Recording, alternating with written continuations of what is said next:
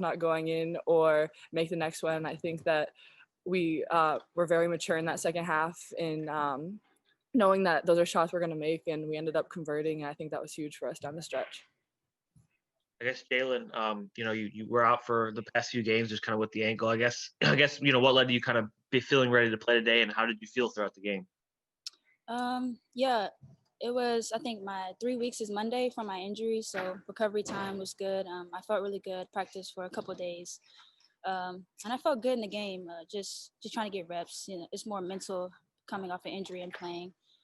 So just getting reps and just being confident, but I felt good today. I guess to that point, Jalen, I mean, how important was it just to have one go down and kind of just feel like you're back in the flow again? Yeah, when that 3 went down, that was really good. It obviously boosted my confidence, but really just getting in the rhythm, getting my reps, because I only practiced like 2 times before we played, or 2 days before we played. So yeah, that was big for me to get my rhythm and just trying to find rhythm on defensive side as well. Mackenzie, for you, for much of the game, it seemed like Northwestern was really doubling or even triple teaming you in the post. How did you adjust to that so you still ended up with 22 points and had a really strong game? Yeah, I guess just kind of being patient, and I know that the guards will get it to me, and they're going to keep looking for me, so there's no really pressure for me to score when that double comes. So I feel like in the second half, I tried to make sure that I didn't try to do too much when I got the ball, and if that double came, then kick it out, and I know that my guards will look for me to get the ball back. Then another question for either of you. This was your first win over a ranked team this season. After being on the wrong end of some games where a lead gets lost late, how important was it to win a game where you come back late and hold that lead and you finish in crunch time? Right, this is a huge win for us. Like you said, we've come short on some ranked teams in this season, so be able to beat a ranked team and just be able to win a road game in the Big Ten is a really big win. Northwestern is a great team, and we felt like we owed them. Last year, we came down here and they beat us by 20.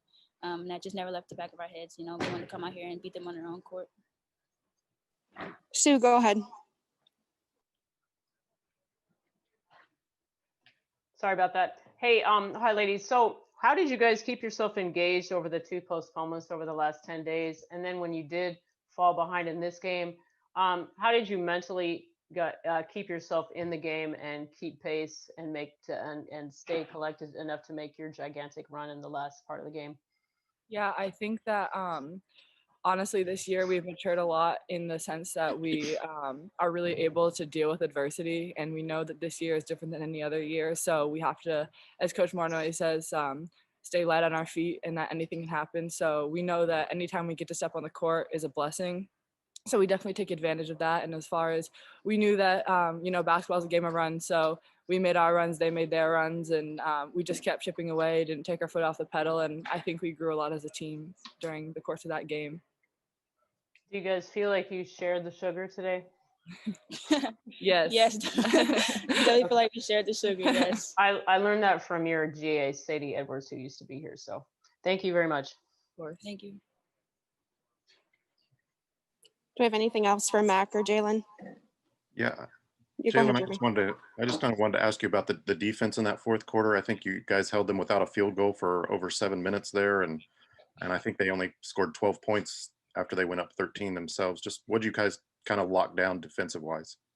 I think the biggest thing is transition defense. We weren't really getting back in the first half. We had to tighten that up in the second half, which we did really well. And also just fouling.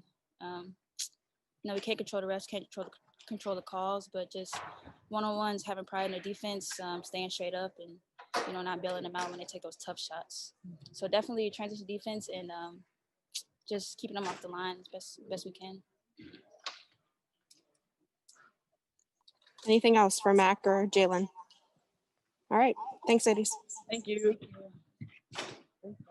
I don't have my stats in front of me, but just off of memory, just talking to our kids, got off to a slow start. No doubt about it. This is a really good basketball team that we were facing here today. And they put a lot of pressure on you in a lot of ways, not just defensively, but offensively with Pulliam and Veronica Burton, just how they can score the ball, and how they're veteran, they're experienced. You know, this is a championship team last year, and so we knew that it was not going to be easy. Of course, we wanted to get off to a better start, but I did think the second half, even though again they went on that 10-0 run in the third, we just, you know, we kept chipping away. You know, we kept telling them about, you know, just you know, we got to get stops. It starts with us getting back in transition. We got to get stops, and then we just got to chip away at the lead, into the lead a little bit, that Northwestern had. And I thought Mackenzie finally settled in. We got great minutes from Jalen this afternoon, which we didn't. We anticipated playing her, but I thought Jalen stepped up in a big way. And then our bench, you know, I thought Kiana came in and gave us a great couple minutes. DP came in and gave us a great couple minutes. KB. So it was great to see our bench help us. When they went small, we decided to go small. We got into foul trouble, as you guys know. But I thought the fourth quarter was, you know, was ours. You know, we really shined, I think, in that moment, going back down low and you know, hitting a couple big shots and then taking care of the basketball. So thrilled that we were 80% from the free throw line today. Thought that was huge, and everybody had to shoot a few of them. So that was, you know, big for us. Turnovers under 15, which we knew was going to be important, only 4 in the second half. So all that was really good stuff. So this is a difficult place to win. It's a great basketball team that we face this afternoon. So and we're really pleased just with the way that we just kept plugging away, hanging in there. Questions for Coach? You guys have had a couple comebacks, obviously come up short with Maryland and Tennessee. How big was it to finally finish one of those off today? Oh, no, you know, no doubt about it. It felt good, you know, to be able to, you know, tie it up there with a big 3 with Nikki, you know, by Nikki, and then go down the stretch, and then just sort of keep our foot on that pedal, and keep. We had to get the stops. You know, that's where it started. We needed to get the stops, and then I thought we came down and we executed down the stretch. Particularly under the last media timeout. You know, I thought we were patient, but we were trying to get the ball inside. There was a few dead ball situations where we had it underneath our own bucket that, you know, Coach Rhett, you know, drew up a great little out of bounds play for Mackenzie that she wheeled around and got herself a 3-point play.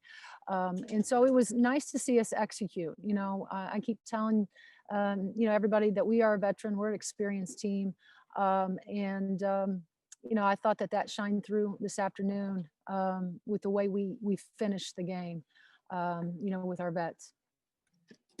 I think Mackenzie said, you know, you guys could have felt sorry for yourselves that shots were falling, or they could have, you know, just stuck with it. I guess just how pleased were you with sort of mentality that they showed, I guess, from down 13 to end up winning the game by 13? Well, I think we were all guilty of being a little emotional today, and especially in the first half, me included, my staff. You know, this is a group that just desperately wants to win so bad. And so I think we allowed our emotions to get the best of us, and the fact that we were all, I know Mac was, I think, in their head a little bit. And so in this, at halftime, I just, you know, I told them I'll just take a deep breath, me included, that it was okay, you know, to play with emotion. We just couldn't be emotional. And, you know, I thought there was a difference there in the second half with just, again, didn't get off to a great start in the third quarter. However, I thought we seemed more patient, and we weren't pressing as much. You could just tell by the looks, their body language in that first half. I thought they looked like they were pressing a lot and doing some uncharacteristic things of our basketball team. I mean, I'm around them every day. I have the privilege of coaching them, so I know what they're capable of, and we just didn't look like ourselves in the first half. And so I thought that was probably the biggest adjustment. In the second half, we got back to being us and who we are. Coach Jeremy, go ahead. Sorry about that. I was just gonna. Didn't realize I was on mute. What was the emotion about today, Coach? I just think the fact that we knew we had to come in here, and you know, we've had 10 days off, and we knew this was a big game. And so prior to us, again, we were on our pause, you know, between Kentucky and Tennessee, there was that long pause. And so I think we were all just so anxious and eager to get back on the floor and play. But I think the emotion just came from, we didn't get off to the start we wanted to get off to.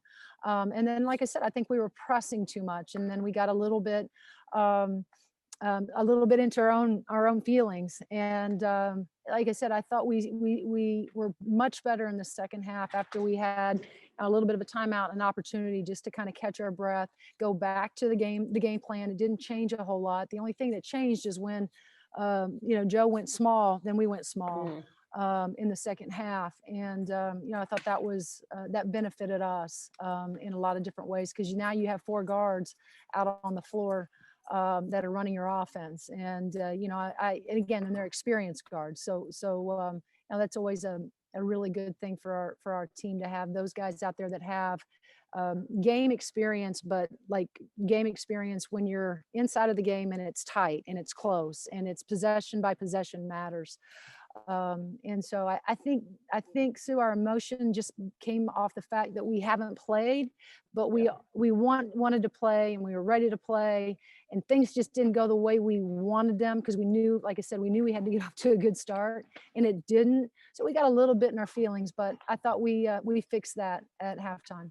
That's fascinating. I actually asked your 2 players about staying engaged over the 10 days. I can imagine that it would be pretty heavy to have 2 games postponed in a row, and it would just be a lot of weight. So I can completely see what you're talking about. So yeah, I got a great group, and they want to play, they want to compete, they want to play, and they want games.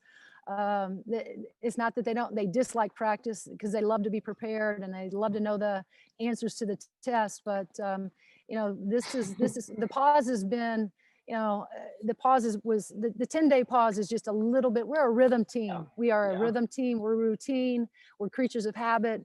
We like to know the rhythm of our schedule. The 2 or 3 days off we have to prepare, and then we know we're going back into competition. So, give our kids credit for just, again, being resilient today, is particularly in the second half. Thanks so much. Thanks. Will, did you have anything else? Yeah, I guess just kind of going off that. I mean, it was that emotional start for you guys, but I mean, you come back and you beat Northwestern on their home floor by 13. After not having beat them in your last 2 times playing Northwestern. So knowing that you can flip the switch like that, or flip the script of the whole game, going forward, does that give you guys more confidence to say, hey, maybe if we get Maryland again, we can beat them, or once we play Michigan later in the season, you've got a real good shot against them? Yeah, well, first of all, I think we still got a lot of basketball ahead of us. No question about it. Does it give you confidence? I think it certainly does, but we know this. I mean, whether it's Maryland, whether it's Michigan, our next game, I think is with Michigan State. Is that right? Is that our next home game? It's from top to bottom. This league is really good. It doesn't matter, who you're playing in the Big Ten. You better be ready. I think it was nice for us because of the last couple of occasions that we've played Northwestern and we've come up short. It certainly feels good to finally get one of these. Again, great team, championship team a year ago, lots of respect for them. And so to come up here, after the pause and get behind, but then fight and just keep fighting, keep chipping away, and walk out of here with a win is yes, it's a terrific boost, I think, for everybody's confidence. But we know this is fleeting. We've got to turn around and go back home and get ready for a really good Michigan State team, and then an Ohio State team, and then so forth and so on. We'll worry about the Marylands and the Michigans when we get to them. Right now, we're just a one game. Looking forward to the one game that we have next. Our next big